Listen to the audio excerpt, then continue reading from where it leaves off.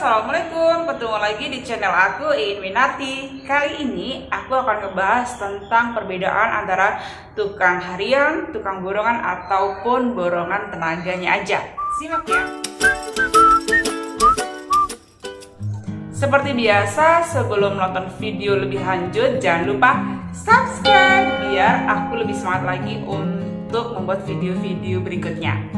Nah, kenapa aku bahas kali ini tentang tukang gitu ya, karena teman-teman jangan sampai gitu ya, yang mau bangun rumah, yang mau renovasi rumah, jangan sampai punya pengalaman yang sama sepertiku. Karena aku dulu mau bangun rumah tuh nggak tahu gitu ya, tahu aku itu hanya dua. Jadi tukang itu sebenarnya ada tiga kan ya, tukang itu ada macam-macam, tukang itu ada tiga, tukang harian, tukang borongan, ataupun borongan tenaganya aja. Nah, yang ku tahu dulu waktu aku mau bangun rumah, yang ku tahu tuh hanya dua aja, tukang harian sama tukang borongan. Itu aja yang aku tahu.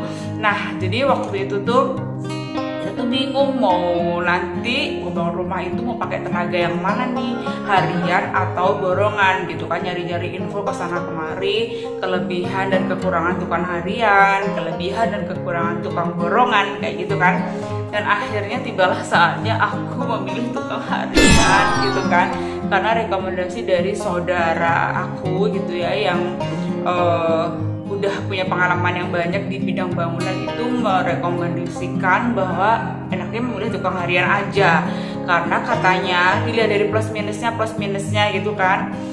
Tukang borongan tuh begini, kalau tukang harian tuh begini gitu kan. Nah, setelah dipikir-pikir, yaudah deh ngikut apa yang dikatakan saudara aja yang udah pengalaman gitu. Akhirnya aku memilih tukang harian, tapi lepas gitu ya. Tukang harian itu juga ada dua, tukang harian yang kita kasih makan gitu ya, dan tukang harian yang lepas tanpa kita kasih makan gitu kan. Jadi makan sendiri dari rumah, jadi kita cuma bayar hariannya aja gitu. Nah, aku memilih daripada repot ya harus masak, nyiapin dan sebagainya, aku memilih tukang harian yang tanpa makan gitu kan. Tapi nggak enak juga yang melihat kasihan gitu ya nggak makan. Akhirnya yaudah dah aku sediain minum gitu ya, air putih sama teh kan gitu ya. Terus ternyata merembet juga, nggak enak juga ya, kasih rokok juga gitu ya, merembet juga kok ya, kasih kue gitu kan. Akhirnya jadinya tukangnya itu aku kasih kue, aku kasih rokok, aku kasih minum. Enak ya, itu tukang harian lepas, jadi nggak apa-apa lah gitu kan. Ternyata setelah dihitung-hitung gitu kan, setelah dihitung-hitung tuh banyak banget biayanya di situ gitu ya. Biaya tukang hariannya tuh banyak, plus biaya ininya, biaya makannya itu juga banyak. Nah, jadi semakin kesini itu aku semakin ngerasa banyak banget ngeluarin biaya untuk itu gitu. Jadi aku dan suami berpikir untuk nggak semuanya dikerjain sama tukang harian. Akhirnya kita memilih untuk atap, plafon dikerjain sama tukang borongan gitu ya, dikerjain sama borongan tenaga aja dah gitu. Dan ternyata itu lebih simpel gitu ya. Terus ngerjain cat sama apa namanya ini, biar sebelum dicat tuh dipelambir kayak gitu tuh pakai tukang borongan juga, borongan tenaganya aja, itu lebih simpel. Jadi ada beberapa bagian yang dikerjakan sama tukang borongan, karena kalau dipikir-pikir untuk tukang harian itu memakan waktu lama dan memakan biaya yang banyak, teman-teman. Jadi di sini kalau teman-teman mau bangun rumah atau mau renovasi harus dipikir lagi benar-benar mau pakai tenaga yang mana, karena semua ada plus minusnya masing-masing gitu ya. Jadi tukang harian itu plus minusnya ada, tukang borongan plus minusnya ada, kalau tukang borongan tenaga juga plus minusnya ada. Kalau dari ketiganya itu gitu ya, kalau disuruh milih, sebaiknya saran saya yang udah pengalaman gitu ya, sebaiknya memilih yang borongan tenaga aja. Karena kalau borongan tenaga itu kita bisa milih bahan.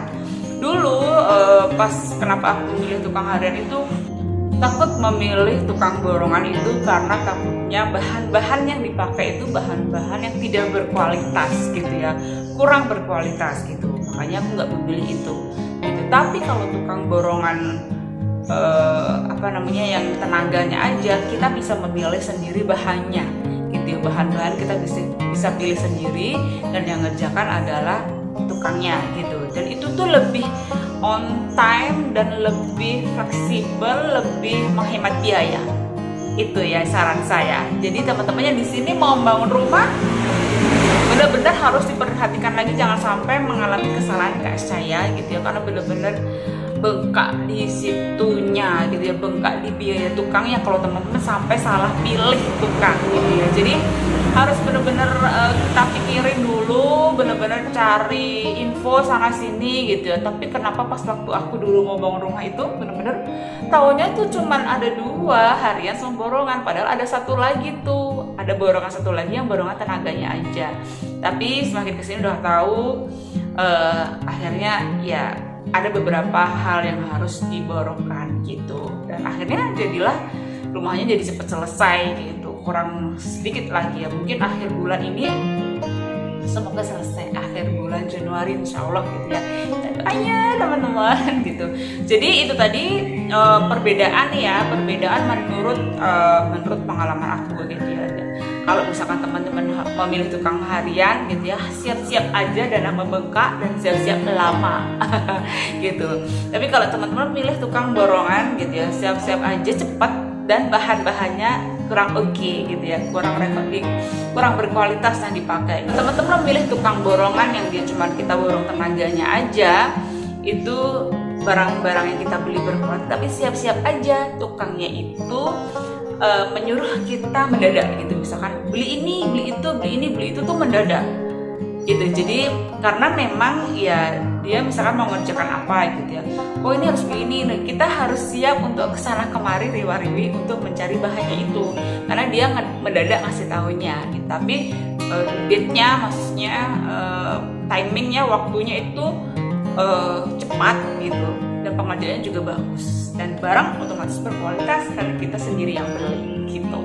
Jadi itu ya perbedaan antara tukang harian, tukang borongan sama antara tukang harian, tukang borongan sama borongan tenaganya aja. Jadi teman-teman harus bisa memilih gitu ya, mana yang menurut teman-teman itu pas di kantong teman-teman juga gitu ya. Karena rumahku ini yang baru aku buat ini harusnya tuh 3 bulan tuh jadi teman-teman, dan ini tuh mau ke 4 bulan baru mau jadi gitu kan.